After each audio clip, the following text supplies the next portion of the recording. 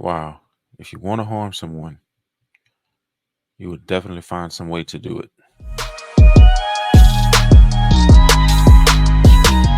How's it going, everybody? Welcome back to Tirade TV. If you like this type of content, please like, share, subscribe. All comments are welcome as long as they're tasteful and respectful. You know how I like to do it. Let's jump right into it. Um, when someone really wants to harm someone, they will always find a way to do it. They will use anything they can as a weapon. They will do anything they can to get to you, no matter where you are. They will always try to find a way. And looking at this story here, it lets me know that I'm probably pretty accurate on that.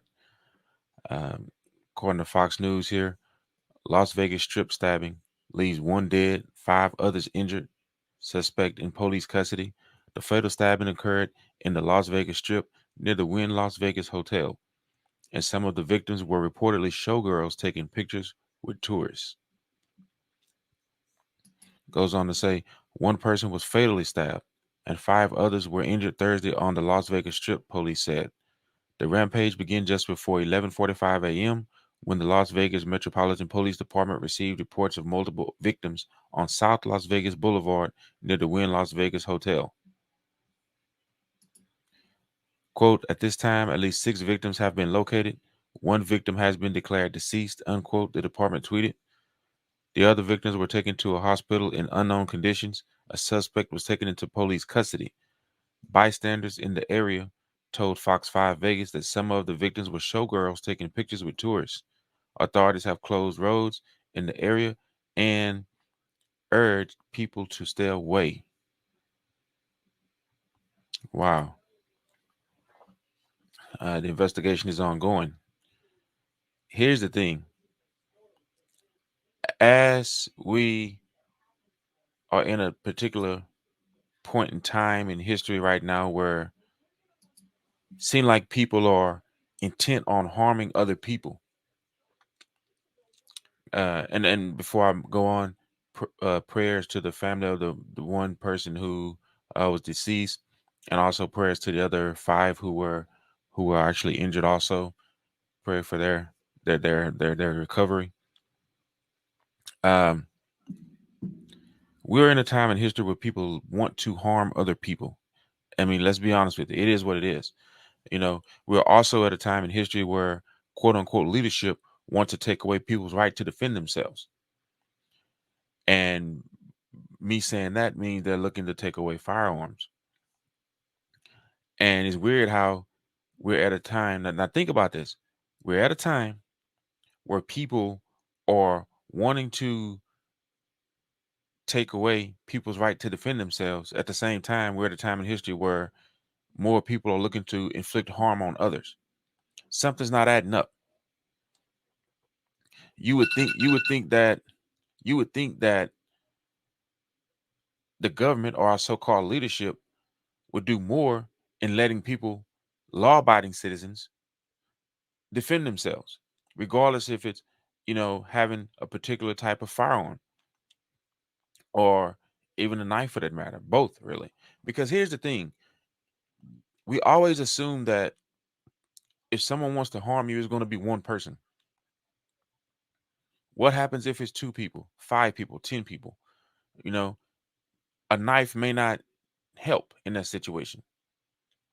So with quote unquote leadership or certain political parties wanting to take away your right to defend yourself and do away with the Second Amendment,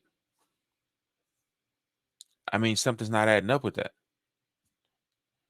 If anything, you know, take a look at the people who have a history of crimes, of violent crimes, or crimes, violent crimes. Um, those are the people, the criminals out on the street that have the firearms. Those are the people you should be paying more attention to, not the law-abiding citizens. You shouldn't be making you shouldn't be making it more difficult for law-abiding citizens to purchase a firearm to protect themselves in the midst of or in light of what's going on right now in this country. I mean, you have people outside of a Las Vegas hotel getting stabbed.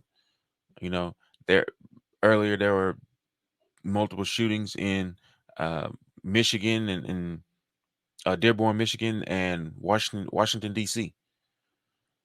So, do you really think people feel safe? It's not the law-abiding citizens who are going out committing these crimes.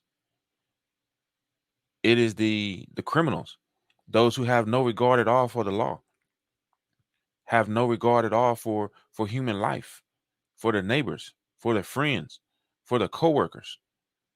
Those are the people who are going out committing these crimes. And in many cities, they're getting arrested, uh, charged, getting a slap on the wrist, and being let back out so they can do the same thing over and over again.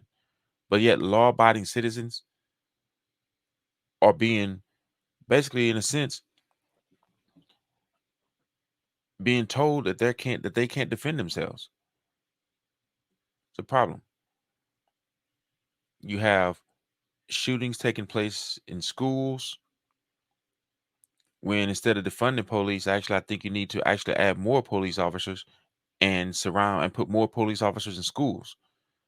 And you know me, I'm also for people if when trained well, when trained properly, I don't have much of a issue with teachers having firearms. That's just me personally. But they have to be trained well, trained properly, consistently, not just once or twice a year. I think they need to be at least, you know, on a monthly to quarterly basis, have some type of training, physical in-person training, but also maybe some online stuff too.